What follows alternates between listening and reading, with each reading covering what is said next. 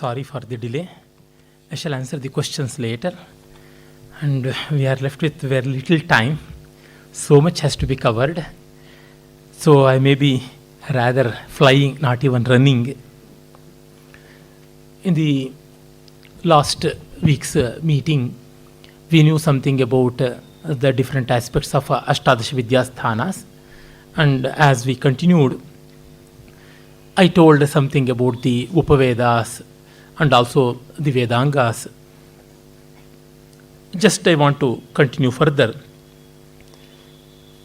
And here I should confess at one point that information is, of course, one of the things which are aimed at in these meetings. But at the same time, more than the information, it is the approach to information that has become the focus of center. And in that sense, giving a perspective, right perspective to Sanatana Dharma, Indian culture, and the foundations of that is more important than mere statistical details. For example, the four Vedas almost come to 20,000 verses. Rig Veda has 10,580 mantras and then 10,028 suktas. And Yajurveda has something like Shukla Yajurveda 1,976 mantras, and Samveda has 1,875 mantras. Of them, 75 is only original of Samveda, and the rest 1,800 verses are taken from Rig Veda. And there are more than 3 to 7 or 8 samans to every mantra, and in that sense it is developed. And Atharvaveda has 5,987 mantras divided into 40 kandas. Of them, 1,200 mantras are taken from Rig Veda, and 80 suktas are in prose. And then Yajurveda, Shukla Yajurveda is verse made. It is full of verses, while Krishna Yajurveda has both prose and verse. And the number of verses are less than the number of prose passages, and so the words are counted. So in that sense, 1,53,826 words are there, and 4,32,000 letters are present in the Yajurveda. Like that, we have so many details, and all these numbers and all such details, they refer to the Samhitas and not of Brahmanas and Aranyakas. And the four Vedas are divided into several shakhas. I had already told Rig Veda has 21 shakhas. Shakhas means something comparable to the Patha Vedas, textual variations. As we know, the same text will be presented with some slight variations. It cannot even be called as an edition by itself. In second edition means an improvised edition, something like that. It is not that, it is Patha Veda, provincial Vedas, differences, but they are very, very minimum. I had told about that. However, in Rig Veda, we have now only two shakhas, Shakala and Bashkala. We have absolutely no difference. And in Yajurveda, main two branches are there, Shukla and Krishna. Shukla because it is completely in verse.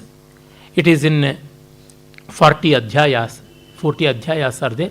And in Krishna, we have prose and verse mixture. The combination of Rik and Yajus are there. And the other feature of Yajurveda is the ritual manual operations.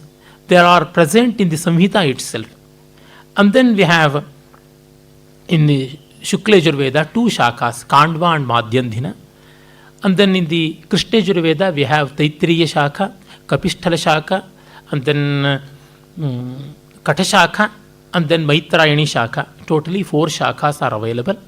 And thus in the Yajurveda we have totally 6 shakhas, including both Shukla and Yajus, Shukla and Krishna schools. And in the Samveda we have 3 schools.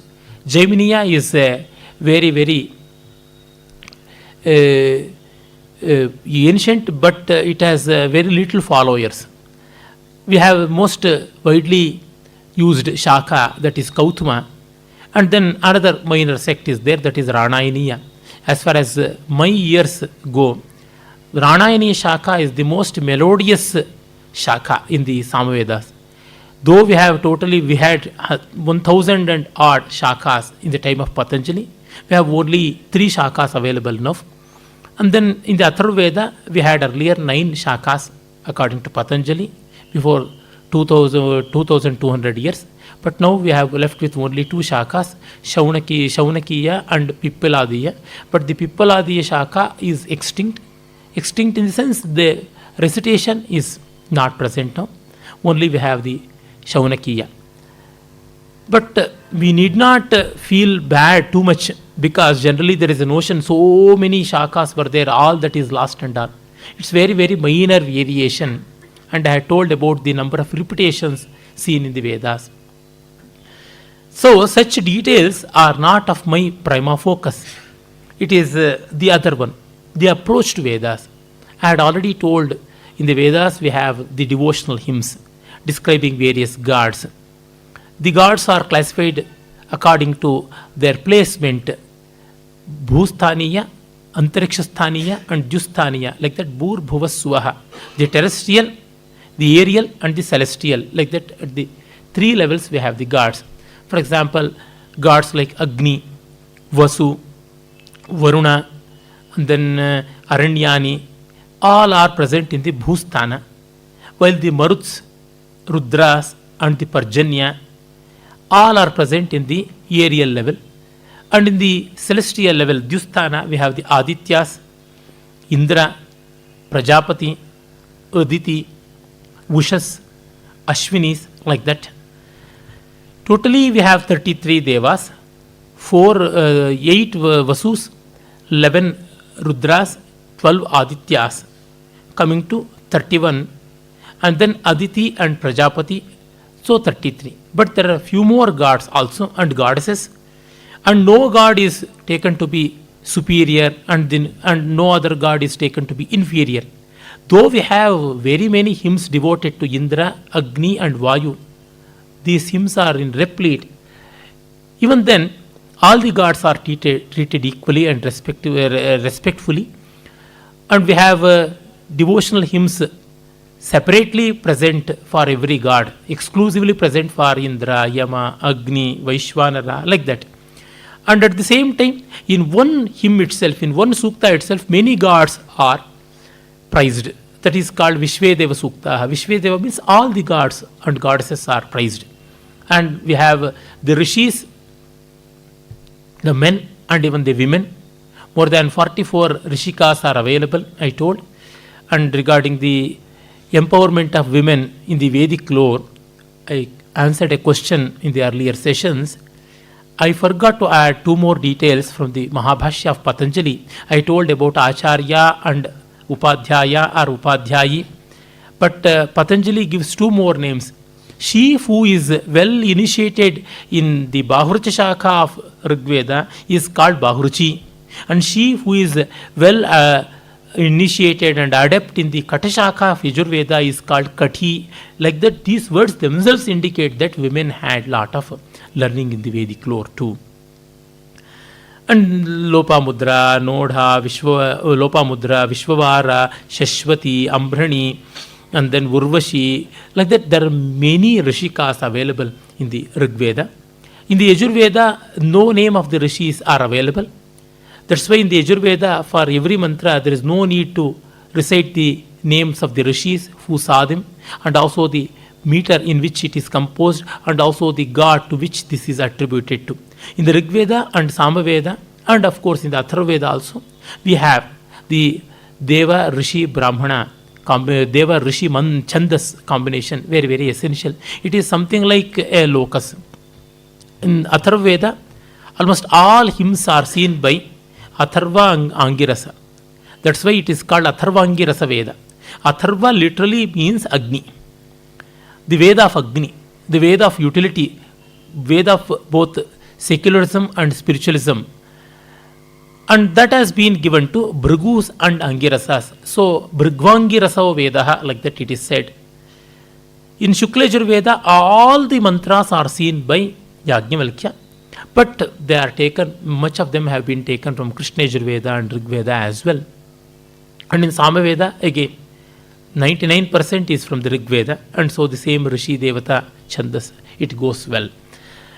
And the gods, some are heroic and some are more bent towards the morality. For example, Indra is more a heroic god, while Varuna is more committed to morality, Ritadideva, like that. And some gods are meant for warring, like the Rudras and the Maruts. They are the Antariksha Sthaniya Devatas. Generally, there is a misnomer that Sapta Maruts means 7 Maruts, but 7 into 7, 7 square Maruts.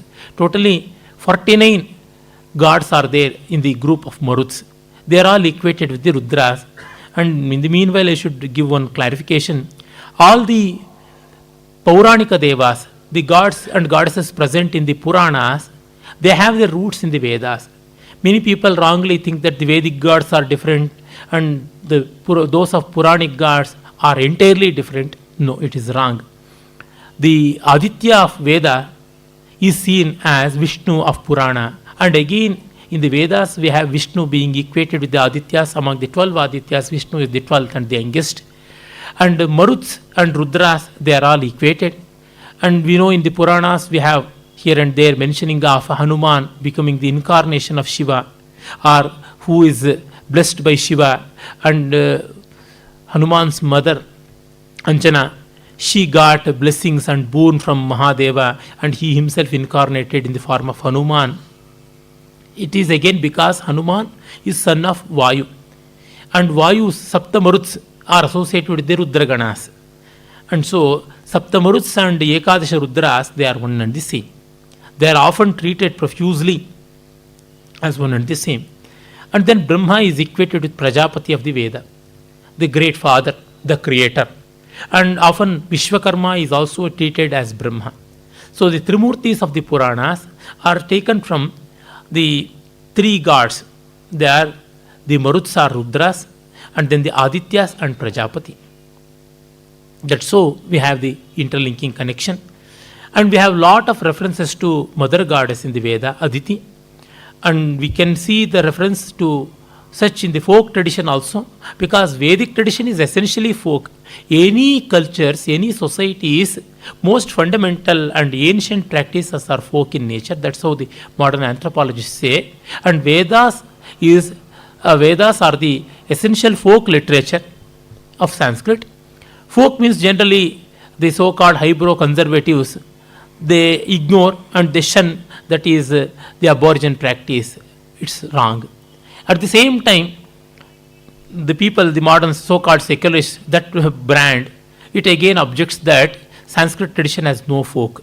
No language can lose its folk roots.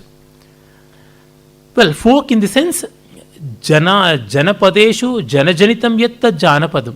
That which is verily popular and present in the society, and that is called folk.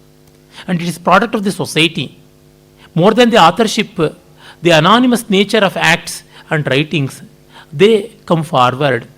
And in that sense, we have the Yellamma of Karnataka, Andhra, or Tamil Nadu, Renuka.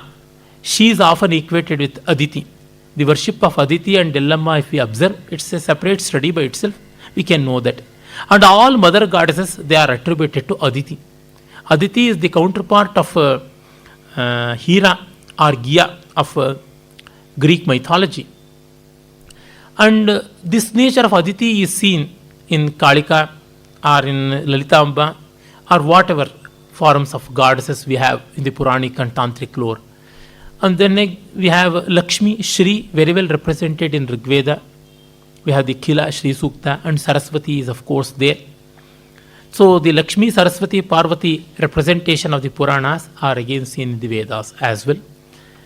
And we do have references to Ganapati, Skanda, and other things. But the features are different. But the spirit is one and the same. Especially regarding Ganapati, it is said by the anthropologists, cultural anthropologists and others, that Ganapati is a later addition, is a symbol, a totem, and aboriginal groups like that. Well, Vedic clans were so. If you look at the Vedic practices, you will be knowing. And the leader of the clan used to be called Ganapati. And in the Yajurveda, it is called Brihaspati is Ganapati, and even the Rigveda we have, and that's why Vidya Ganapati, Vakpati, all these concepts in the Tantra, because of that. And Ganapati is called Indra is called Hastivarchaha, and also Brihaspati is called Hastivarchaha. He has the charisma of an elephant. And how to represent the charisma of an elephant in art? In a symbolic manner, it has to be shown with the elephant head. Generally, any virtue of it, it has to be shown predominantly in the sculptural treatises. We have the way of representing with the face. Purana, for example, Purana is personified as a parrot, a person having the parrot face. Puranas are very many, very colorful, and so are the parrots. And Puranas have voluminous structure, and parrots utter beautifully, and they repeat again and again, and repetition is lot in Puranas. All these things they naturally refer to. And Puranas are the products of Vyasa and his school. And Shuka Maharshi is one of the illustrious sons of Vyasa. All these things, they represent how the pictorial way or the iconographic way of representing the concepts went on. In that way, Ganapati is seen. And the agricultural god, Ganapati is also represented as an agricultural god because of the Bhustana. Like that, we have so much of symbolism behind one god. All that we have, even with the reference to Indra, Indriyadhipati. I told earlier, at the physical level, one thing. Indra is lord of rains. Indra is the lord of showers. Indra has thunderbolt as his weapon, Vajrayudha. All at the physical level. He can be compared with the Zeus of Greek mythology, Dios or Dyav, we call in Sanskrit, means heaven, sky, and the lord of sky, and who has rainbow as the embellishment, and thunderbolt. And in the Greek mythology also, Zeus wields his weapon, the thunderbolt, the Vajra. And Indra, at the level of spirit, Adhyatma, is represented as the lord of body, lord of sense organs, Indriyadhipati Indraha. And we know in the Puranic stories, whenever a sage goes on for penance, Apsaras sent by Indra, they come and dance and try to woo him and all that. Indra has no other business than disturbing the penance of others. Has he any den in the heaven? And is he scared of this penance? And if he is sending all this, means he is sending callgirls, like that. Many objections and ridiculing have been done, but they haven't understood. Purana beautifully represents at the physical level the spiritual truths at the physical and the level of faith. Apsaras coming and dancing, indicating the attractions and repulsions felt by the sense organs, the temptations which are felt by the sense organs. The sense organs subjected to such temptation is figuratively represented, is beautifully represented as the arrival of Apsaras and trying to woo the saint. If they are unable to disturb him, then he is one. So, Indriya Vijaya is seen as the beautiful message behind such things.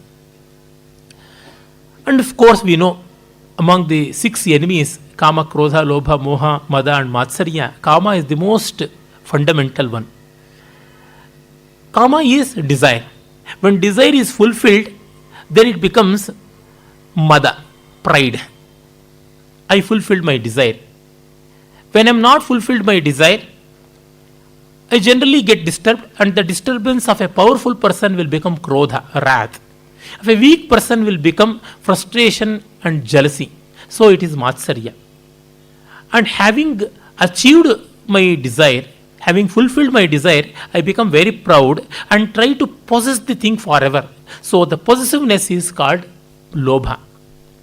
And then passion for all these things is called Moha.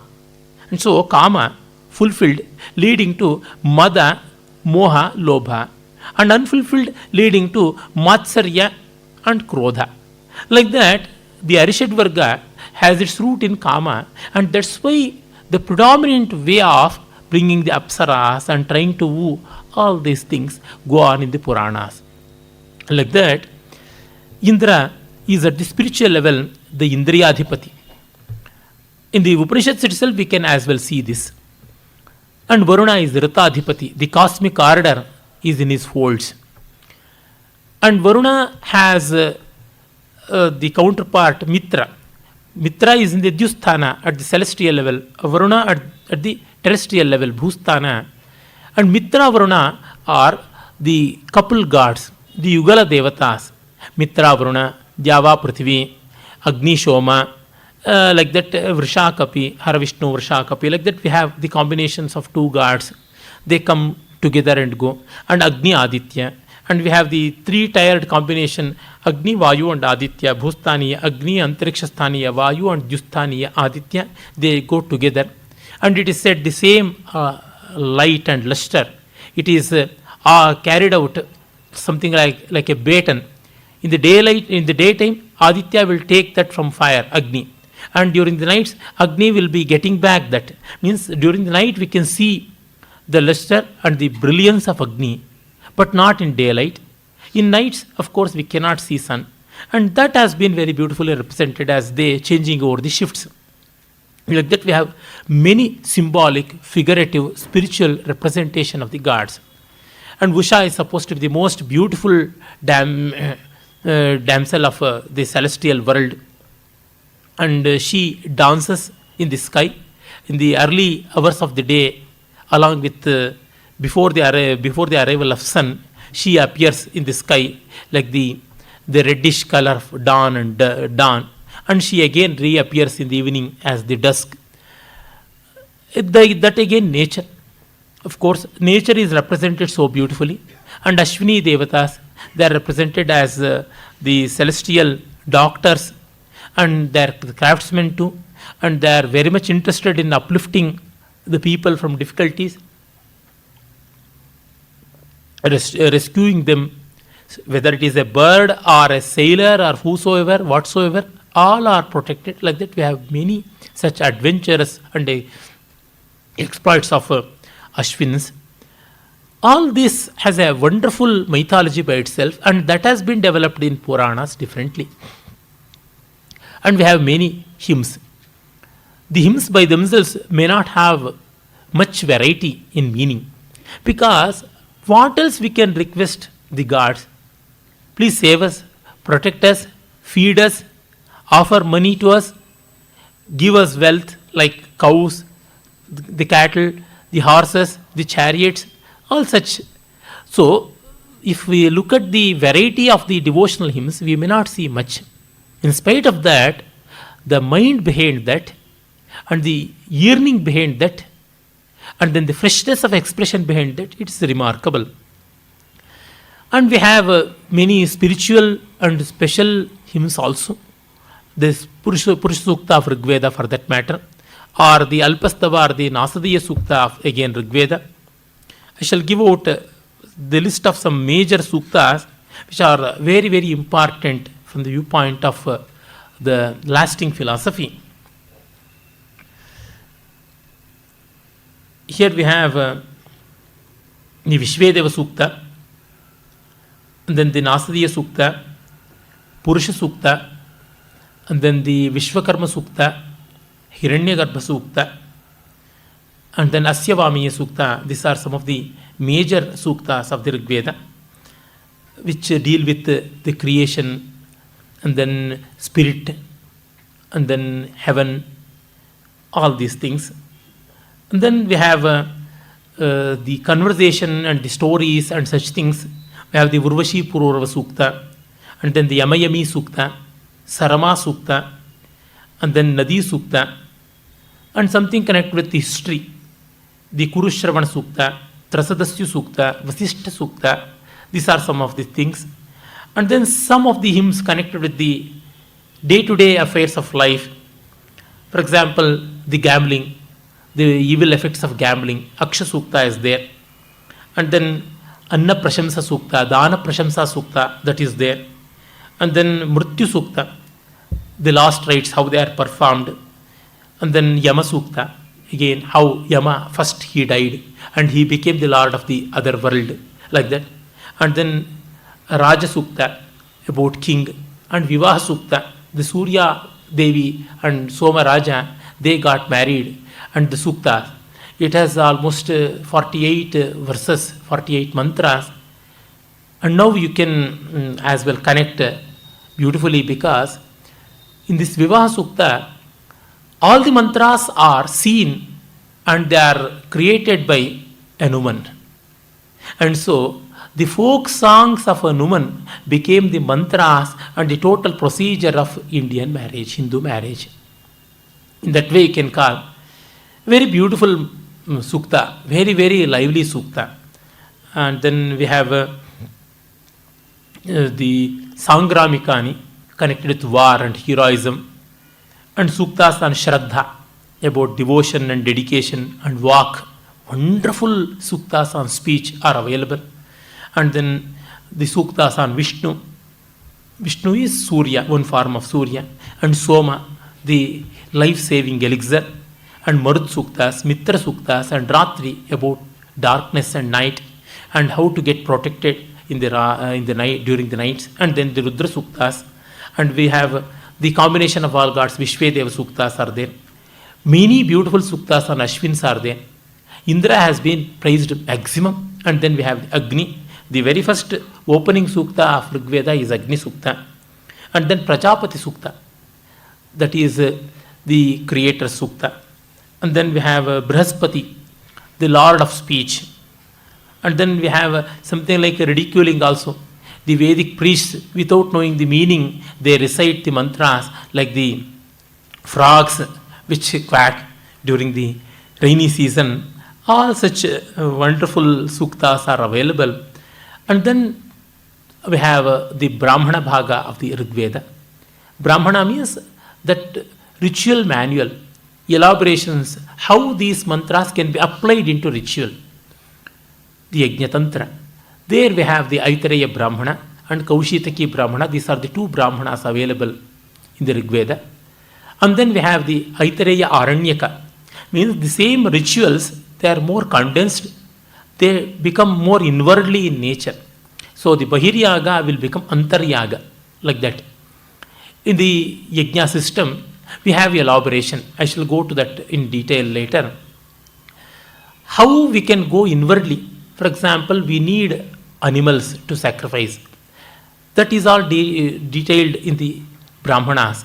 But in the Aranyakas, how to come out of that non-vegetarian practice and go to the vegetarian one. Instead of aja, instead of a goat, we can't use dhanya, we can't use grains, seasoned 6 months or 9 months like that, or else use the ghee, the clarified butter, something like that. We have such ways, and even trying to realize one's own self at the level of Yajamana. And this is complete in the Upanishads. Rig Veda's Upanishad is Aitareya Upanishad. Mainly it is the Aitareya Upanishad. And then we come to the Krishna Yajurveda. In Krishna Yajurveda, we have the Taittiriya Shakha and very predominant Shakha. Though we have Kapisthala and then Katha and even the Maitrayani Samhitas, not many followers are there. So the recitation is very well preserved in the Taittiriya Shakha. Perhaps in the whole gamut of Vedic literature, I feel that the Krishna Yajurveda chanting is the most powerful and engrossing. Rigveda chanting is rather soft. So also is the Shukla Yajurveda and Atharvaveda. But they go with an elongation and not that enchanting in nature. The majesty, the might and the supremacy of chanting can all be felt in Krishna Yajurveda. Not that I am supposed to follow Krishna Yajurveda. By initiation, my Veda is Krishna. In spite of that, my first love is Rigveda and Atharvaveda. I got initiated in Samaveda too. All the 4 Vedas, I know the Swara patterns and I have learnt them with the Bhashyas and I have studied. In spite of that, the recitation of Yajurveda is the most pleasing one. The real elevation of Veda Ghosha can be seen there. And for that matter, I think perhaps with this reason only, Samhita, Brahmana, Aranyaka, Upanishad, all the 4 parts of the Veda are well restored with Swaras only in the Yajushaka. That is in the Krishna Yajushaka, but not in the other Shakas. Of course, we have Shukla Yajurveda, but Shukla Yajurveda, the Aranyaka portion and the Upanishad portions, they don't have 3 Swaras, only 2 Swaras are there. Only Udatta and Anudatta. So, the completeness cannot be felt. But in Taittiriya, starting from Ishet, Vorjetva, that is the first mantra of the Samhita, to the Tasyevam Vidusho Atma Yajamana Shraddha Patni, the last mantra of the Aranyaka Upanishad, that is Mahanarayana Upanishad. The whole of Krishna Yajurveda has a wonderful tonal richness. There we have the 7 kandas, 7 chapters are there, and they mainly deal with the rituals. Many mantras, 50% of the Yajurveda is complete with Rigveda mantras. The gods are the same, the ritual is the same, but emphasis is more on rituals. In the very opening kanda, we have the Darshapurnamasa. Darshapurnamasa is the prototype of all the yajnas and how to perform that. Starting from that up to Ashwamedha, we have many yagas, how they have to be performed and in which way the things should go on and which are the mantras they have to be used, like that. And in the 4th chapter, we have the famed Rudradhyaya, Rudra Namaka Chamaka. Now we are using for Abhisheka of Shiva. But in the Vedic practice, it is meant for Somayaga. While placing the fire altar, the bricks, they go up to 1800. But the primordial model is of 360 bricks, representing the 360 lunar days in the lunar calendar. Then we have the 5-layered altar, representing the 5 bhutas and also representing the 5 seasons. The last 2 seasons, Hemanta and Shishira, are taken as one unit. Vasanta, Grishma, Varsha. Vasanta, spring. Grishma, summer. And Varsha, the rainy season. And Sharat is autumn. And lastly, we have the winter, that is Hemanta, Shishira. So the space and energy represented by the 5 elements. Space, energy, matter. Akasha is for space and Agni is for energy. And matter in 3 states, solid, liquid and gas, is Prithvi, Jala, Vayu. So matter, space, energy, that becoming the 5-layer. And the other concept is about the 5 seasons, that is time. So here that is the unified equation of matter and energy with time and space. That is the fire altar. You would have seen, if anybody has seen the emblem of NIAS, National Institute of Advanced Studies, you will be knowing something like a bird flying. The fire altar is there. That is called Garuda Chiti or Shena Chit. And that contains 360 bricks. In some precisions it is 500 also. And totally it coming to 1800 or sometimes 10,800 also. It can be scaled up or scaled down. But the standard is 360, representing the year. Why I am saying this? So the rituals trying to combine space and time, with that intention they went on. And in the Yajurveda, while placing the bricks in the altar, these mantras from the Rudra, they are recited. And at the fag end of placing the final brick, that is called Charameshti, Charameshtika Nyasa. There we have the Rudradhyaya being recited. And on the bricks itself we offer the oblation. So it's a beautiful ritual. One has to feel it. It's something like an art. One has to enjoy it like a theatrical practice or music. Then only will be knowing the beauties and implications. And of course we have Kshatriya Yagas. 4 Kshatriya Yagas are there. And they are also dealt with in detail in the Yajurveda. Because all community have rituals, but mainly the Brahma and Kshatriya. The rest will support. Brahma Yagas are too many, I shall come to it later. But Kshatriya Yagas are 4 in nature. And how they are associated with their lifestyle, that you have to observe.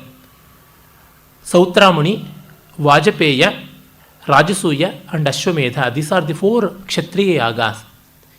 Sautramani is for getting the friends. To get the friends, you should have some party. And that's why in Sautramani Yaga, as a Yaganga, a liquor party will go on. Madhyapana is Sautramanyanga. Means to get Alice, one should have a party, a bottle party. So a boozing party is arranged. That is Yaganga. And then that is for getting the friends, Mitra Prapti. And to train the army, we have the Vajapeya. Some people say it is the other way. In Vajapeya, we have Madhyapana. In Sautramani, we have the chariot race. The chariot race is the next one. Chariot race is arranged.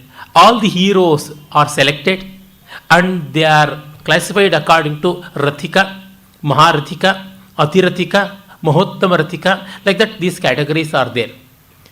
For that, we need training the army. And then creating an emperor, producing an emperor, Rajanam Sute iti Rajasuya, creating an emperor. That is called Rajasuya. In Rajasuya, after winning the enemies, a king is upgraded to the level of an emperor. As it happened in Mahabharata, Yudhishthira performed that and became an emperor. Though he had earlier Indraprastha, he became Rajadhiraja. Earlier he was Raja, Samrat. But some people may not be good with him. They may not be coming to fight with army. They have to be won by other tricks also. For the dice play used to be employed. And that's why in Rajasuya, dice play is Yajnanga. In 2 innings it will go on, 10 throws each. And Yudhishthira didn't play that. And why he went to Duryodhana's invitation, it is said by some people that because he wanted to complete the formalities of Yaga, and that's why he went, and in 2 innings Pandavas lost. In first innings they lost everything, and even Draupadi was attempted for derobing. And then in the next innings they had to lose everything and go for Vanavasa. So that is Rajasuya. And then Ashwamedha is for Mahasamrat. It's a great emperor, expanding the horizons of his kingdom, expanding the frontiers of the kingdom for that. Rajya Vistara. Raja Nirmana, it is Rajasuya. Rajya Vistara is Ashwamedha. A horse will go all around, and wherever it goes, it has to be checked by the enemies. If they are checking, they have to be faced, and they have to be conquered, they have to be vanquished. We know that story well known. Rama, Pandavas and others, they performed that. And there the Yaganga is Mrigaya and Mansa Bhakshana, going on hunting and then indulging in meat eating. So the Kshatriyas, 4 vices, they are associated with the Yagangas. It's a wonderful construction because none can completely withdraw from the vices. It's very difficult. They can only be restricted. They can only be controlled. Especially a warring class, it needs alcohol. It has to live on meat eating, and naturally they will be having the competitive spirit of gambling, the chariot race. Or else we have the gambling in the form of dice playing. These features are there, and they are given suitable status as Yaganga. Means they too have a role to play. In Bhagavad Gita, Krishna says, Dyutas Chalayatamaham. Among the wicked things, I am gambling. He has represented himself in that. What it means, that which cannot be wiped off has to be given a due place and restricted there itself. If you try to deroot it, it will become a plague by itself. To avoid that we do. And we see similar practices even today. I don't know how many people have come across that.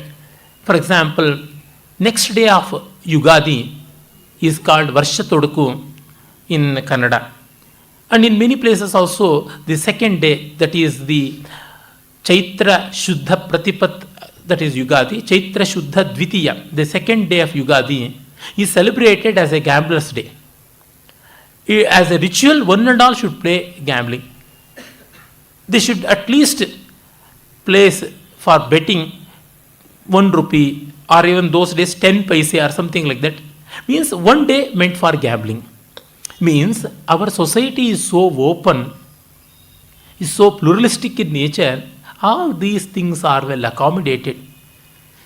So, this is how in the Krishna Yajurveda we have the Kshatriya and Brahma yagas. And then we have the Sama. In the Sama Veda, all the mantras are from Rig Veda except 75, and all are used in Soma Yaga. I shall come to the details of the yagas later. In the Yajurveda, we have the Brahmana, Taittiriya Brahmana for the Krishna Yajurveda. And then we have the Shatavadhani Brahmana in the Shukla Yajurveda. Only 2 Brahmanas available. The most voluminous Brahmana, the biggest Brahmana is the Shatavadhani Brahmana, having 100 chapters. It's an encyclopedic work in nature. And then we have the Aranyakas, Taittiriya Aranyaka and Brihadaranyaka. In the Shukla Yajurveda, it is Brihadaranyaka that itself has become an Upanishad. And coming to Samaveda, we have many Brahmanas. Shadvimsha Brahmana, Panchavimsha Brahmana, Pandya Mahabrahmana, Jaiminiya Brahmana, Vamsha Brahmana, like that. We have totally 7 Brahmanas and no Aranyaka. And Upanishads we have. And in the Yajurveda, we have many Upanishads. Though Yajurveda is predominantly a ritualistic Veda, we have many Upanishads hailing from Yajurveda. The famed Taittiriya Upanishad is there, Mahanarayana Upanishad is there, Shvetashvatara Upanishad is there, the Katha Upanishad we have. And then we have the Shukla Yajurvedic Upanishads, Ishavasya Upanishad and Brihadaranyaka Upanishad and Maitreya Upanishad. Totally we have not less than 7 Upanishads. In my view, totally 14 Upanishads are very, very important. Though 10 Upanishads are called principal Upanishads, and Shankara, Madhva, they have written commentaries, and even Rangaramanuja on these 10 Upanishads. But 14 Upanishads are very, very important. Isha of Shukla Yajurveda, Kena of Samaveda,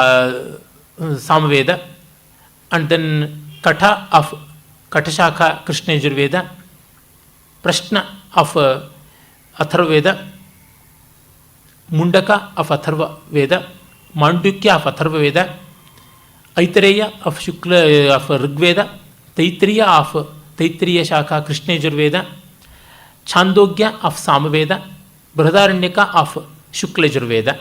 These are the 10 principal Upanishads.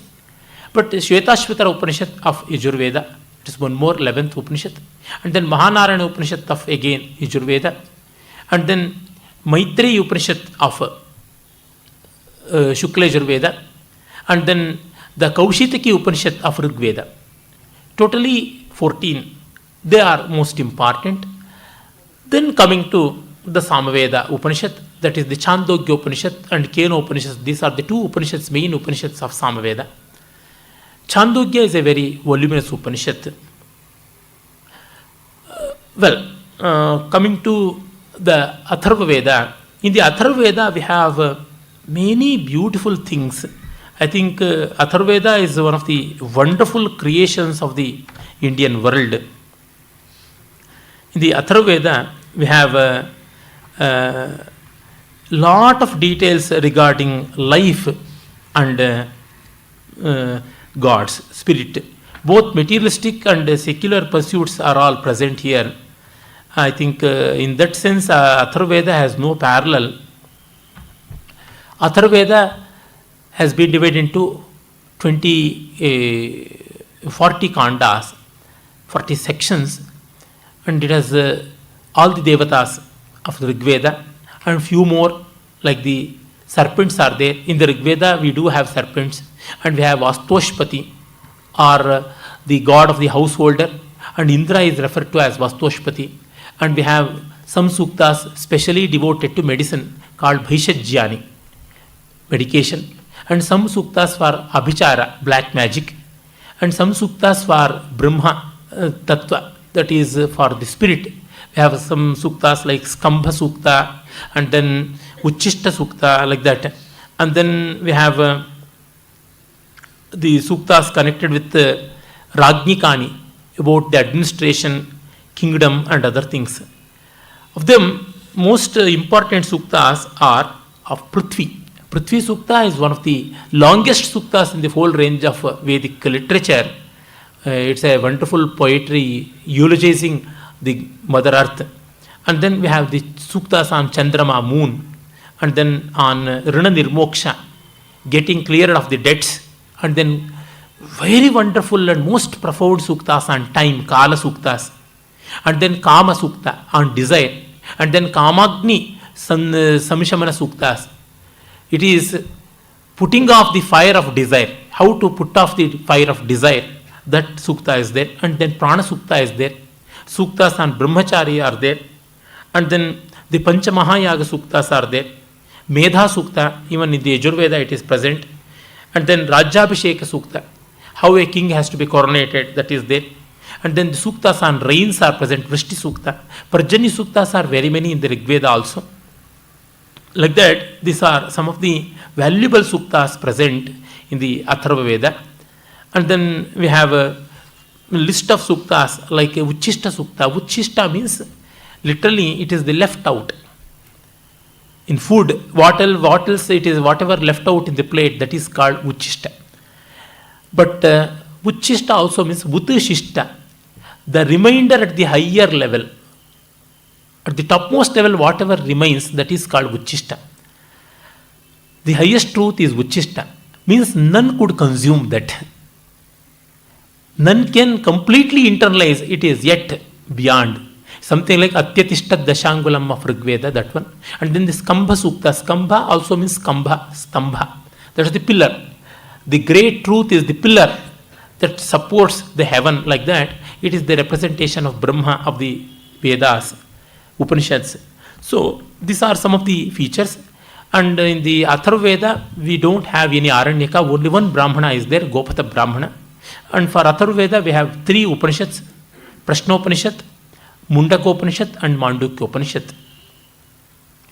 Now, coming to some of the details of the Yajna, because I think Yajna details are of most importance, and it's a curious thing by itself.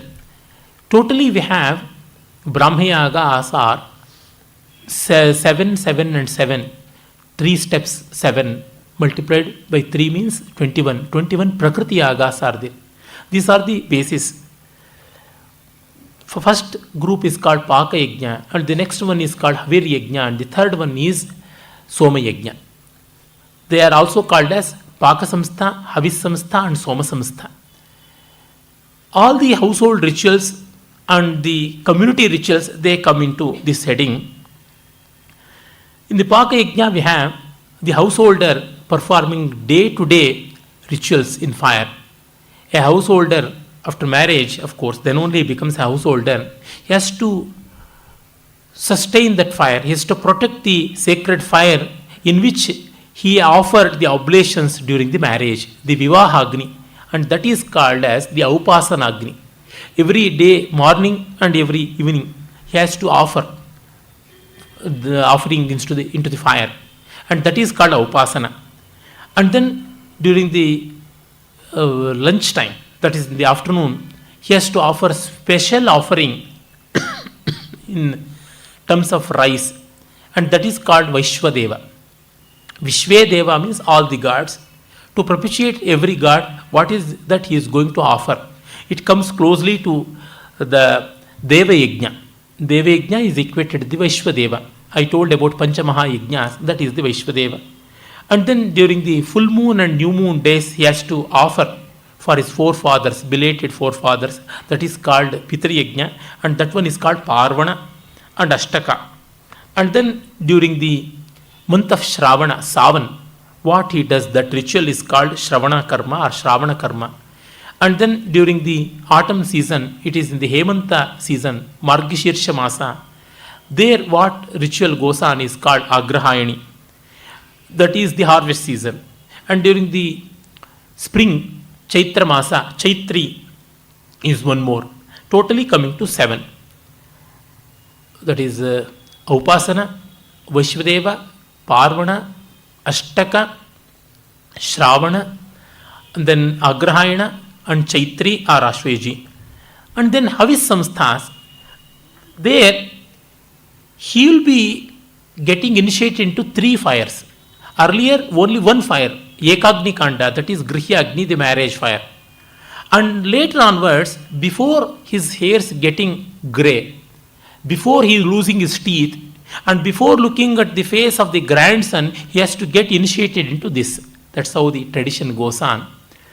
So, this is of 7 tiers, Havis Samstha. Havis means clarified butter that will be offered. And in the Paka Yajnas, it is called Charu, the cooked rice that will be offered.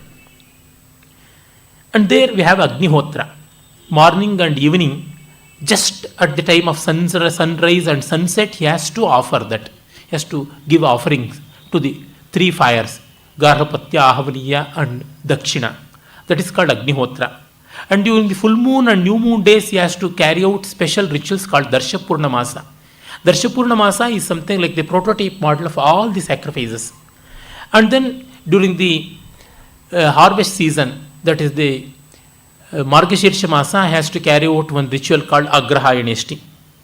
And then Pinda Pitra Yajna, that is connected with the Amavasya rituals. And Chaturmasya, during the completion of every 4 months quarter unit, he has to perform one. There we have the Chaitri, Ashvaji, Shravani and Agrahayani. And then Niruda Pashubandha. Here starts the animal sacrifice. And people have many questions. I have told, I think, animal sacrifice was there, is there, and that will be there. Meat eating was there, beef eating was there, meat eating is there.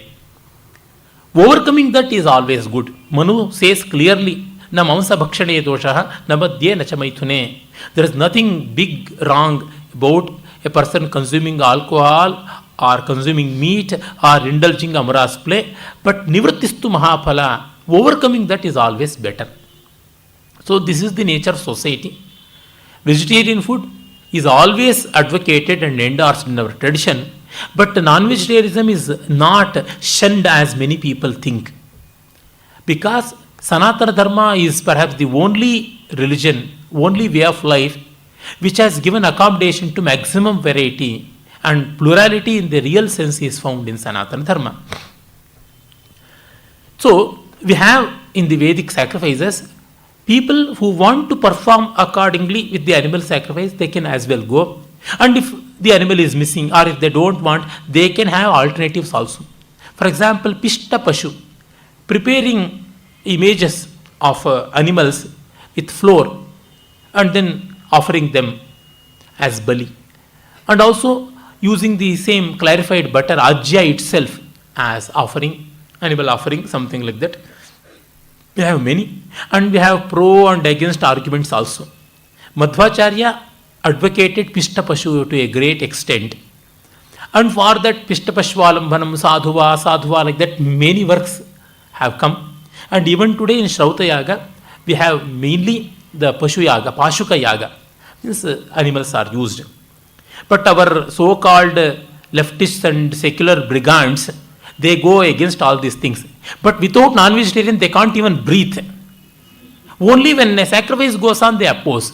Only when animals are being slaughtered in a Mariamman festival or Karumariamman festival or some other festivals, Bhairava festivals, they oppose.